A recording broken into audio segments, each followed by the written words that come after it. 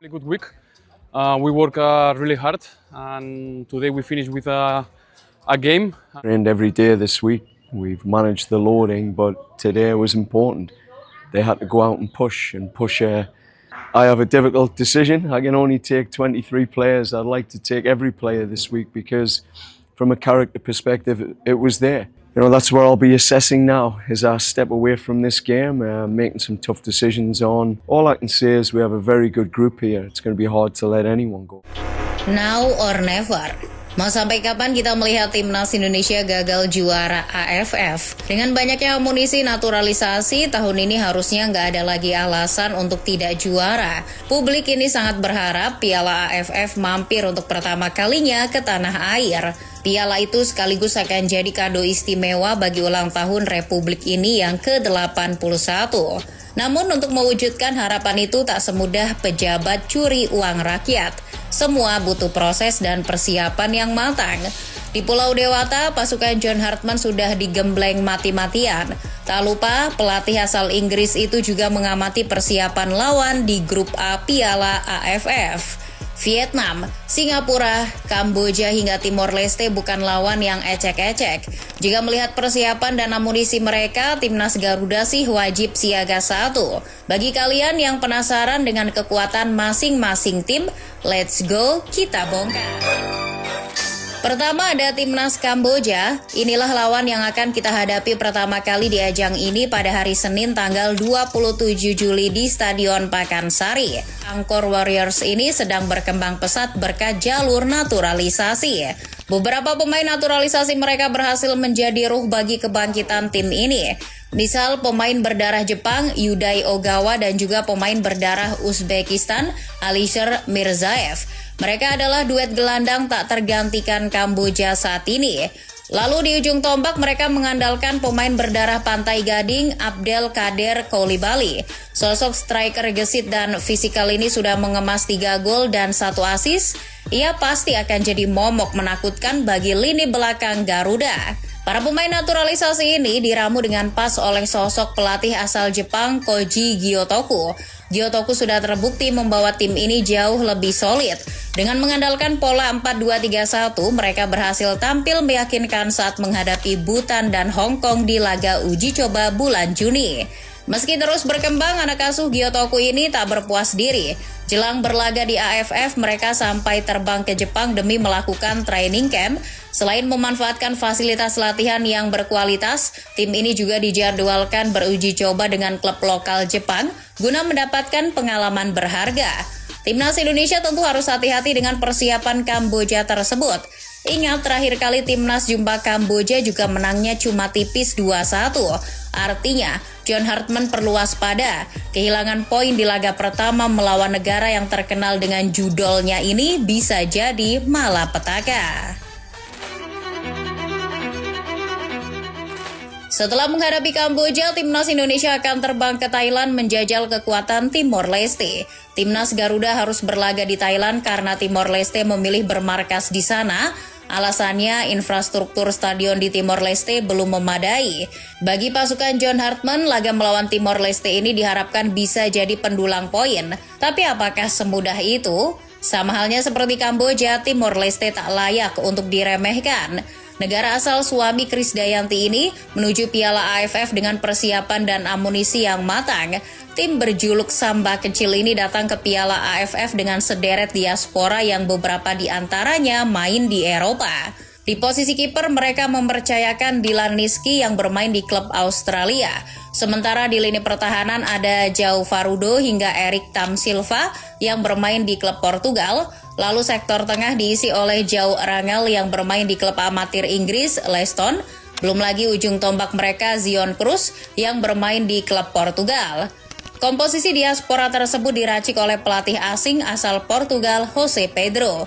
Di bawah kendali Jose Pedro, tim ini lebih sering berani mengambil inisiatif serangan dengan pola 4-3-3. Gaya main itu telah mereka tunjukkan di beberapa laga termasuk saat membantai Brunei di babak kualifikasi Piala AFF. Jelang berlaga di Piala AFF, Timor Leste sudah memutuskan untuk menjalani latihan intensif di Thailand, tepatnya di Stadion Chonburi. Mereka ingin memantapkan kekuatan sebelum nantinya menjamu Indonesia di stadion tersebut. Selain Kamboja dan Timor Leste, ada juga Singapura. The Lions adalah salah satu tim yang punya sejarah menyulitkan timnas Indonesia di ajang ini. Kini, mereka datang dengan wajah baru lewat arsitek muda Gavin Lee. Pelatih 35 tahun itu baru ditunjuk akhir tahun 2025, tapi sudah bisa mengantarkan The Lions lolos Piala Asia 2027. Ajang Piala AFF kali ini dianggap Gavin Lee layaknya Piala Asia. Mereka bahkan memasang target tinggi untuk bisa lolos dari grup. Untuk mencapai target itu, Singapura sangat bekerja keras. Mereka sampai terbang ke Jepang untuk menjalani training camp. Selama di negeri Sakura, Singapura menjalani 3 kali uji coba melawan klub lokal Jepang. Beberapa laga uji coba tersebut bahkan sengaja digelar dengan jeda waktu yang mepet. Menurut Gavin Lee, jadwal ini dirancang untuk menguji tim secara fisik, mental, dan taktik, sekaligus beradaptasi dengan jadwal yang ada di Piala AFF. Lalu bagaimana dengan komposisi kekuatan mereka? The Lions masih bertumpu pada para pemain naturalisasi. Lionel Tan dan Raihan Stewart masih jadi tulang punggung di lini pertahanan. Di sektor tengah, pemain seperti Jacob Mahler, Kyoga Nakamura, hingga Song Uyong juga masih jadi andalan. Sementara di lini depan, mereka akan mengandalkan talenta abroad, Ilhan Fandi dan Ihsan Fandi. Di tangan Gavin Lee, tim ini diramu dengan pendekatan keseimbangan. Mereka jago dalam menyerang tapi juga solid dalam bertahan. Dengan pola 4-3-3 defending, The Lions terbukti tanpa kalah di babak kualifikasi Piala Asia. Dengan kekuatan seperti ini, Singapura sepertinya bakal jadi batu sandungan bagi timnas Garuda. Apalagi laga melawan The Lions adalah laga terakhir dan digelar di Singapura. Bahayanya lagi jika timnas Indonesia sedang dalam kondisi butuh poin untuk lolos. Lawan timnas berikutnya, the one and only Vietnam. Sang juara bertahan Piala AFF ini sudah layaknya jodoh. Di berbagai ajang, timnas Garuda selalu saja ketemu mereka. Menurut John Hartman, Vietnam kali ini datang ke Piala AFF bukan sebagai lawan Indonesia saja, melainkan untuk kembali menjadi juara. Kewaspadaan Hartman tersebut bukan tanpa alasan. Persiapan dan materi pemain mereka sangat memadai. Secara komposisi tim, Vietnam masih dihuni para pemain naturalisasi asal Brazil. Selain Nguyen Xuan Son dan Do Huang Hen, mereka kini menambah kekuatan lewat kehadiran Giovanni Magno dan Nguyen Tai Loc. Belum lagi pemain abroad mereka seperti Dang Van Lam, Patrick Legiang hingga Koango. Para pemain tadi akan dikombinasikan dengan para senior macam Nguyen Quang Hai yang disebut Messi-nya Vietnam. Di tangan pelatih berpaspor Korea Selatan, Kim Sang-sik, skuad mengerikan The Golden Warriors itu diramu secara kolektif dengan pola 3-4-2-1 atau 3-4-3. Tak pernah terkalahkan sejak awal tahun 2025 adalah bukti kesulitan mereka. Itulah mengapa Vietnam kini mantap mencapai target mempertahankan gelar Piala AFF. Salah satu lawan yang diprediksi membendung target mereka tersebut adalah Indonesia. Mungkin saking takutnya sampai-sampai pelatih Kim Sang-sik jauh-jauh hari memata-matai langsung timnas Garuda saat berlaga di GBK. Gak cukup jadi detektif. Sebelum berlaga di Piala AFF, Kim Sang-sik juga membawa terbang anak asuhnya ke Korea Selatan untuk menjalani training camp. Di negeri Gingseng, skuad The Golden Warriors ditempa dengan sangat keras secara fisik dan mental.